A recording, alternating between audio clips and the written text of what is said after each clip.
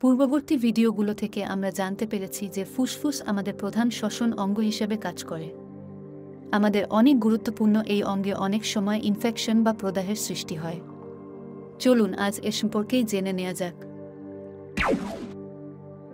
ভিন্ন রোগ সৃষ্টিকারী অণুজীবের মাধ্যমে ফুসফুসের কোষগুলো আক্রান্ত হলে ফুসফুসে ইনফেকশন দেখা দেয়।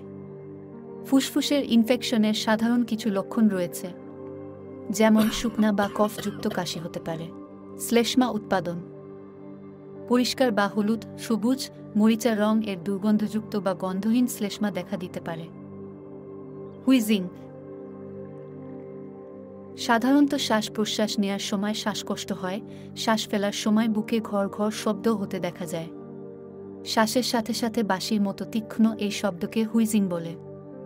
শ্বাসনালী আংশিক বন্ধ থাকলে এরকম শব্দ হতে পারে। জ্বর, হালকা থেকে উচ্চমাত্রার জ্বর থাকতে পারে। জ্বর বেড়ে যাওয়ার সাথে সাথে ঠান্ডা ভাব থাকতে পারে বা ঘাম দিয়ে জ্বর ছাড়তে পারে। গলা ব্যথা ও মাথা ব্যথা, শ্বাসতন্ত্রের উপরের দিকে ইনফেকশন হলে নাক বন্ধ হয়ে যাওয়া, গলা ব্যথা, গলা বসে যাওয়া, ল্যারিনজাইটিস, মাথা ব্যথা ইত্যাদি সমস্যা দেখা দিতে পারে। এছাড়াও অন্যান্য সম্ভাব্য লক্ষণগুলোর মধ্যে রয়েছে পেশি ব্যথা, জয়েন্টে ব্যথা, ক্ষুধা মন্দা, বমি, ক্লান্তি, ডায়রিয়া, কাশির সাথে রক্ত পড়া, শ্বাসকষ্ট, দুর্বলতা, আঙুল পায়ের নখে বেগুনি আভা দেখা যাওয়া, হাত পায়ের নখ উল্টানো চামচের মতো ফুলে যাওয়া ইত্যাদি। ফুসফুসে ইনফেকশনের কিছু ধরন আছে।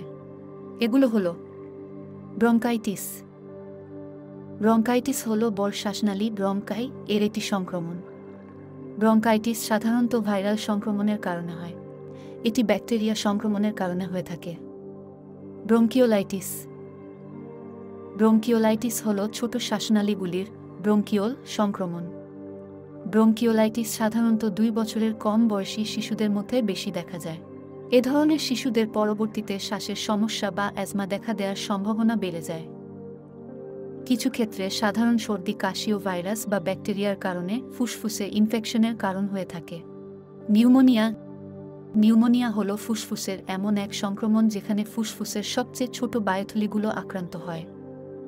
নানা ধরনের virus, corona virus, influenza, whooping কাশি, যক্ষ্মা ইত্যাদির কারণে ফুসফুসে বিভিন্ন মাত্রার ক্ষতি সাধন হয়।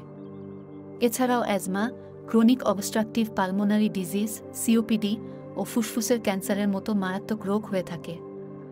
কাদের ঝুঁকি বেশি? 1. প্রত্যক্ষ ও পরোক্ষ, যারা ধূমপায়ীর আশেপাশে থাকেন, ধূমপায়ী।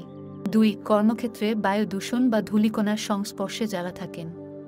3. যাদের আগে থেকে হাঁপানি বা অ্যালার্জির হিস্ট্রি আছে। 4. নিম্ন আর্থসামাজিক অবস্থায় বাস করছেন এমন ব্যক্তি। 5. যারা অপুষ্টিতে ভুগছেন। 6. জন্মগত হার্ট অথবা ফুসফুসের রোগ আছে এমন যে কেউ। 7. সাধারণত 6 বছরের কম বয়সী শিশুরা। চিকিৎসকের কাছে কখন যাওয়া প্রয়োজন? উচ্চমাত্রার জ্বর, 2 সপ্তাহের বেশি কাশি, কাশির সাথে রক্ত বের হওয়া, লালচে বা মরিচা রঙের থুতু বের হওয়া, বুকে ব্যথা, বিশ্রামের সময়ও শ্বাসকষ্ট, দ্রুত শ্বাস প্রশ্বাস, শ্বাস প্রশ্বাসের সময় বুকের হাড় দেবে যাওয়া, ছোট শিশুদের খাবারে অনীহা ও দুর্বলতা।